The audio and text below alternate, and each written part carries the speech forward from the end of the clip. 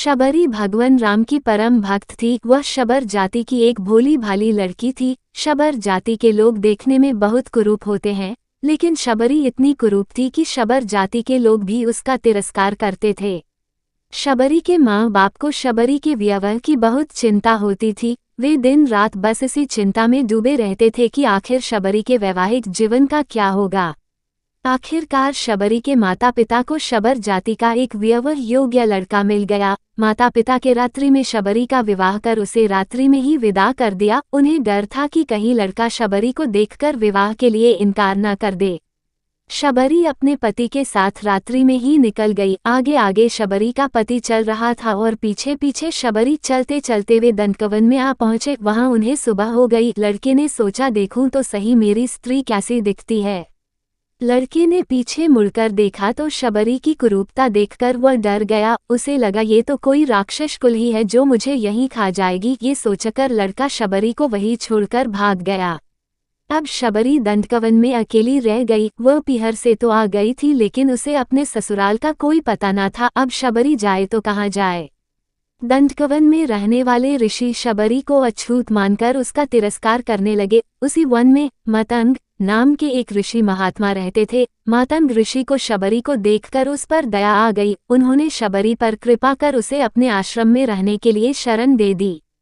दूसरे ऋषि मुनियों ने जब ये सब देखा तो उन्होंने इस बात का बहुत विरोध किया कि उन्होंने एक कुरूप और अछूत जाति की लड़की को अपने आश्रम में शरण दे दी, लेकिन मतंग ऋषि ने किसी की भी एक बात न सुनी।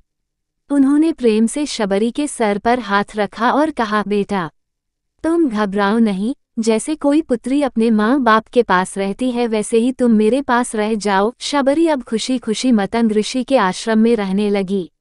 शबरी को ऋषि मुनियों की सेवा करने में बड़ा आनंद आता था। सब ऋषि मुनि शबरी का तिरस्कार करते थे, इसलिए शबरी छिप छिप कर उनकी सेवा किया करती थी। रात में जब सब सो जाया करते थे तो शबरी रात में ऋषियों के स्नान के लिए पंपा सरोवर जाने वाले रास्ते को जाकर बुहार देती थी। जहां कंकड़ पत्थर पड़े होते थे उन्हें हटाकर वहां बालू बिछा देती थी। ऋषियों के लिए ईंधन लाकर रख देती थी। अगर कोई शबरी को देख लेता तो वह वहां से डर के मारे भाग जाती थी। उसे डर था कि कहीं मेरी छाया ऋषि मुनियों पर पड़ गई तो वह अशुद्ध हो जाएंगे। बस इसी प्रकार ऋषि मुनियों की सेवा में उसका समय बीतता गया।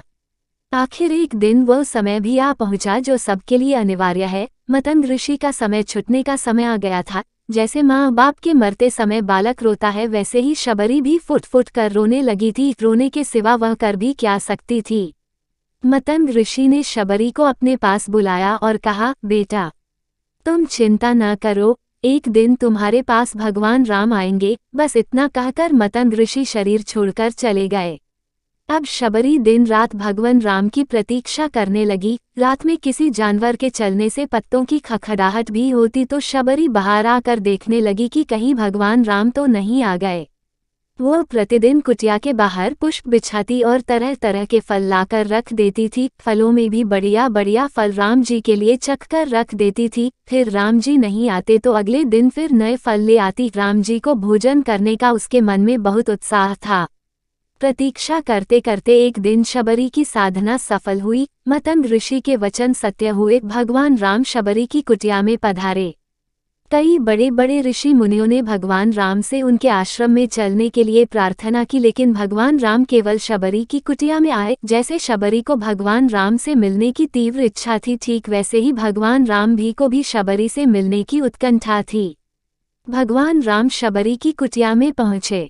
शबरी के आनंद की सीमा नहीं रही। वह भगवान के चरणों में लिपट गई। जल लाकर उनसे भगवान के चरण धोए, फिर आसन बिछाकर भगवान को बैठाया। फल लाकर शबरी ने भगवान के सामने रखे और प्रेम पूर्वक उनको खिलाने लगी।